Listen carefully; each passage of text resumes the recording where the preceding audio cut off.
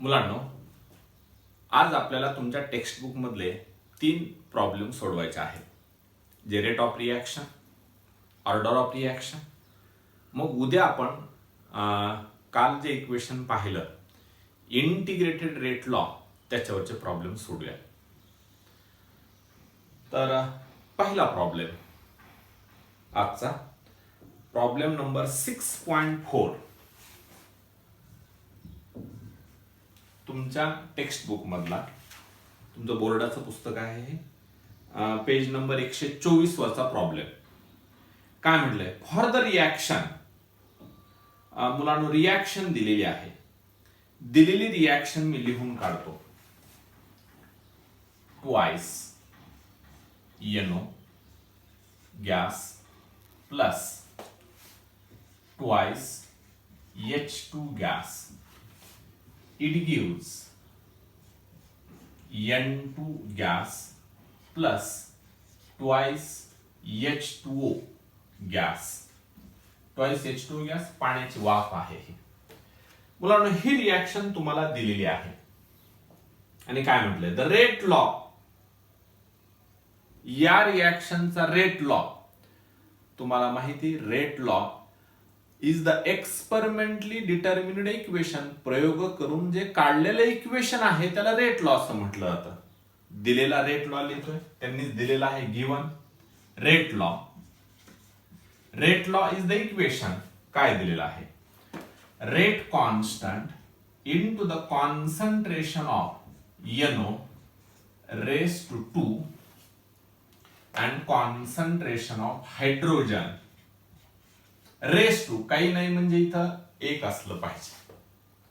हा rate law एवढं दिलेलं आहे. काय विचारलंय? What is the order with respect to NO. या रिॲक्शन मध्ये 2 रिॲक्टंट आहेत, NO आणि दुसरा हायड्रोजन. आता प्रश्न विचारलाय, first what is the order of reaction. Order of reaction with respect to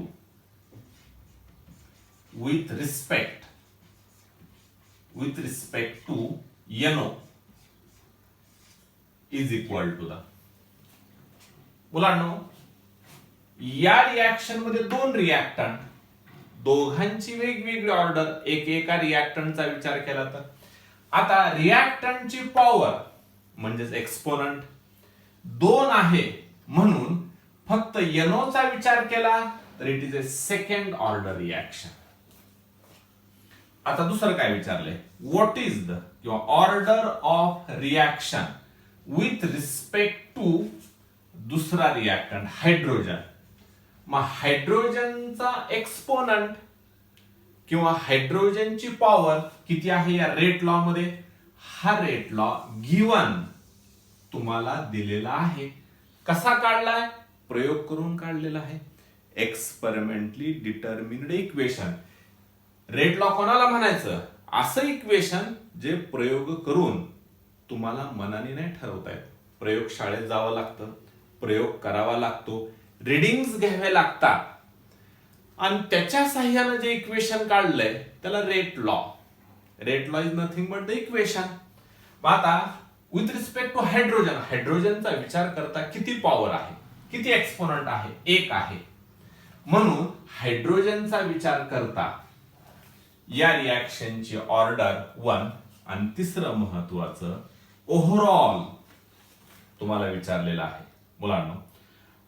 third, what is the overall order of reaction. Overall order of reaction. Overall या रिॲक्शनची टोटल ऑर्डर. मुलांनो, overall order sum of the power आपल्या definition मध्येच आहे. या reaction मध्ये 2 reactant, मग या संपूर्ण रिॲक्शनची ऑर्डर 8वा व्याख्या सांगितलेली तुम्हाला.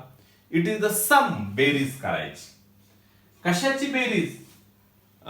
सम ऑफ द पॉवर्स. इथं पॉवर 2 आहे आणि इथं 1 आहे. सम ऑफ द पॉवर्स. कशाच्या पॉवर? कॉन्सन्ट्रेशन टर्म, ह्या ज्या दोन टर्म आहेत, स्क्वेअर ब्रॅकेट मध्ये लिहिलं म्हणजे कॉन्सन्ट्रेशन प्रमाण, concentration term in the rate law, मग याची पॉवर 2 आहे आणि याची पॉवर 1, म्हणून मुलांना ओव्हरऑल संपूर्ण रिॲक्शनची ऑर्डर ही 3 आहे. मी असं म्हणेल it is third order reaction. लक्षात आला प्रॉब्लेम? पुढचा प्रॉब्लेम मुलांना, प्रॉब्लेम नंबर, याला नंबर दिलाय ट्राय धिस असं म्हटलेलं आहे. हा प्रॉब्लेम सोडूया. परत त्याच पेज नंबर वरती, पेज नंबर 124, ट्राय धिस आणि रिॲक्शन दिलेले आहे. क्लोरोफॉर्म आणि Cl2 मध्ये रिॲक्शन आहे. पहा रिॲक्शन लिहितो. Chloroform that is CHCl3, this is the chloroform, gas घेतलेला आहे. याची रिॲक्शन मुलांना क्लोरीन गॅस सोबतच केलेली आहे आणि प्रॉडक्ट दिलेला आहे CCl4, कार्बन टेट्राक्लोराइड, गॅसच दिलेला आहे आणि HCl गॅस बाहेर पडला आहे. ही रिॲक्शन तुम्हाला दिलेली आहे. Is a first order in a HCl3 and half order in a Cl2. Write the rate law and overall order of the reaction. प्रश्न विचारला, राईट द रेट लॉ. मुलांना रेट लॉ या ठिकाणी लिहितो. रेट लॉ, रेट लॉ म्हणजे equation. आता या रिॲक्शनचा rate या दोघांच्या कॉन्सन्ट्रेशन वरती, म्हणून rate constant into the concentration of chloroform, that is CHCl3 and concentration of Cl2. आता याच्या पॉवर लिहायच्या मुलांना, एक्सपोनंट लिहायचे. ते प्रयोग करून ठरवलेलं आहे. ती माहिती सुद्धा त्यांनी प्रॉब्लेम मध्ये दिली. काय दिली प्रॉब्लेम मध्ये माहिती? Is a first order in CHCl3. CHCl3 चा विचार करता ही रिॲक्शन फर्स्ट ऑर्डर म्हणजे याची पॉवर 1 नाही लिहिलं तरी चालतं. नाही लिहिलं म्हणजे त्या ठिकाणी 1 आहेच. आणि दुसरं 1/2 order in a Cl2. Cl2 चा विचार करता हाफ ऑर्डर 1/2. दिलेली माहितीच्या आधारे मुलांना मी रेट लॉ लिहून काढला. म्हणून पहिला प्रश्न, write the rate law, rate law लिहिला. दुसरं काय विचारलंय, ओव्हरऑल ऑर्डर ऑफ रिॲक्शन. आता या संपूर्ण रिॲक्शनची ऑर्डर सांगा. ओव्हरऑल ऑर्डर, पूर्ण ओव्हरऑल ऑर्डर, फक्त एवढंच विचारलेलं आहे मुलांना. Overall order of reaction. आता ओव्हरऑल ऑर्डर, पूर्ण रिॲक्शनची ऑर्डर किती? बेरीज करायची. कशाची बेरीज मुलांना? पॉवरची, म्हणजेच एक्सपोनंटची बेरीज करतो मुलांना. कशाची बेरीज आहे? पॉवर. मग पहिल्या रिॲक्टंटची पॉवर दॅट इज एक्सपोनंट 1 आहे. दुसऱ्या रिॲक्शनची पॉवर एक्सपोनंट हाफ आहे. मग मुलांना हे 3/2 म्हणा और 1.5. तुम्हाला मी सांगितलेलं होतंच, रिॲक्शनची ऑर्डर इंटिजर पूर्णांकात असू शकते, फ्रॅक्शन मध्ये पण असू शकते. उत्तर फ्रॅक्शन मध्ये आलेलं आहे. म्हणून order may be integer, fraction और 0. तसं मॉलिक्युलॅरिटी नाही, याच्या पूर्वीच्या तासाला सांगितलेलं होतं. मुलांनो, हा एक प्रॉब्लेम, याचं उत्तर काढलं. तिसरा आणि आता शेवटचा प्रॉब्लेम तुमच्याच पुस्तकातला, पेज नंबर 124.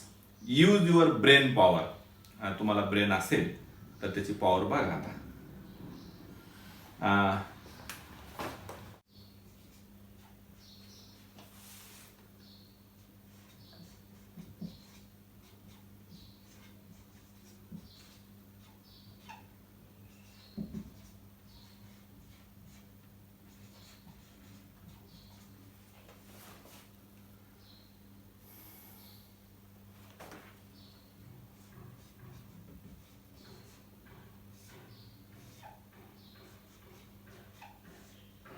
पाहता ही रिॲक्शन मुलांना, ही रिॲक्शन ए आणि B are the reactants and C and D are the products. आता या रिॲक्शनची माहिती दिली आणि काही विचारले, के विचारले, म्हणजे रेट कॉन्स्टंट विचारलाय तुम्हाला. आता या रिॲक्शनचा रेट स्पीड तुम्हाला दिलाय 6 × 10⁻⁴ मोल्स पर डेसिमीटर क्यूब किंवा पर लिटर पर सेकंड. हे शॉर्ट मध्ये तुम्हाला असं सुद्धा लिहिता येईल बरं का मुलांना, काय moles per second, sorry molar per second. कारण मोल्स पर लिटर किंवा मोल्स पर डेसिमीटर क्यूब म्हणजेच मोलॅरिटी. आता इथं पहा, कॉन्सन्ट्रेशन ए आणि बी चं कॉन्सन्ट्रेशन सारखं दिलंय. रिॲक्शन सुरू करताना आपण रिॲक्टंटच घेतो. किती घेतला रिॲक्टंट त्याचं प्रमाण दिलेलं आहे. Concentration of A is equal to concentration of B, ते दिले 0.3 मोल्स पर डेसिमीटर क्यूब, किंवा याच्या ऐवजी फक्त मी मोलॅरिटीचं युनिट आपण कॉलिगेटिव्ह प्रॉपर्टी मध्ये शिकलेलो आहोत. मोलॅरिटी म्हणजेच मोल्स पर लिटर म्हणजेच मोल्स पर डेसिमीटर क्यूब. आता एवढ्या गोष्टी दिल्यात आणि के विचारला. आणखीन मुलांना तुम्हाला ह्या रिॲक्शनची order with respect to each reactant हे पण दिलेलं आहे. मुलांना के काढण्यापूर्वी तुम्हाला या रिॲक्शनचा रेट लॉ लिहावा लागेल. रेट लॉ म्हणजे काय? Rate law is the equation. कसं काढलेलं आहे? प्रयोगशाळेत प्रयोग करून काढलेला आहे. Therefore rate of this reaction, मी रेट लॉ लिहितो आहे. Rate of this reaction is equal to the rate constant into the concentration of A. कारण या रिॲक्शन मध्ये दोन रिॲक्टंट ए आणि बी. मग या रिॲक्शनचा रेट कोणावरती अवलंबून असेल? ए आणि बी च्या कॉन्सन्ट्रेशन वरती.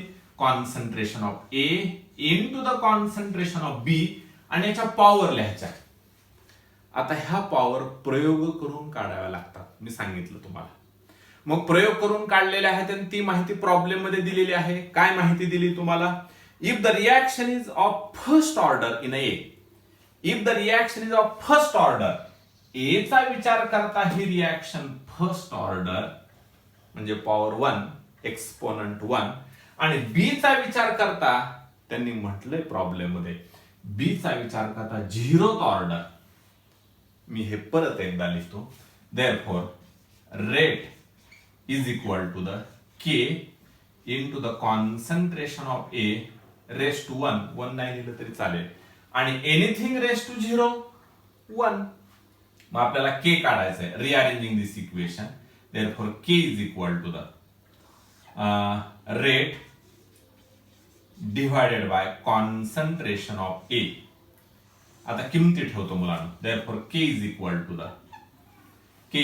टू रेट, स्पीड तुम्हाला दिलेला आहे, that is 6 × 10⁻⁴ and divided by 0.3 A चं कॉन्सन्ट्रेशन. देअरफॉर हेच परत एकदा लिहितो. 6 × 10⁻⁴ into 3 × 10⁻⁻1, 10⁻⁻1. therefore हे 10 अंशामध्ये आलं. therefore k is equal to the before that मुलांनो मी याचे युनिट पण लिहितो. अंशामध्ये 6 × 10⁻⁴ हे रेट. मग रेटचं युनिट काय आहे मुलांनो? रेटचं युनिट आहे मोलर पर सेकंड, आणि छेदामध्ये कॉन्सन्ट्रेशनचं युनिट काय आहे? मोलर. मग हे मोलर मोलर कॅन्सल होईल, कारण मला के चं युनिट काय आलं मुलांनो? 2 × 10⁻⁴. हे 10⁻⁻1 अंशात गेलं, 10⁻+1, आणि फक्त पर सेकंड एवढं युनिट शिल्लक राहिलं. Therefore K is equal to the 2 × 10⁻³ per second. This is the value of k, that is the rate constant ची ही किंमत आहे. लक्षात आले प्रॉब्लेम? आजच्या प्रॉब्लेमला आपल्याला लॉग टेबलची नाही आवश्यकता भासली, सोपं कॅल्क्युलेशन होतं म्हणून. पण पुढच्या प्रॉब्लेमला मात्र लॉग टेबलची आवश्यकता भासेल. प्रथम मी सोपे प्रॉब्लेम सोडवलेले आहेत. ठीक आहे, थँक्यू.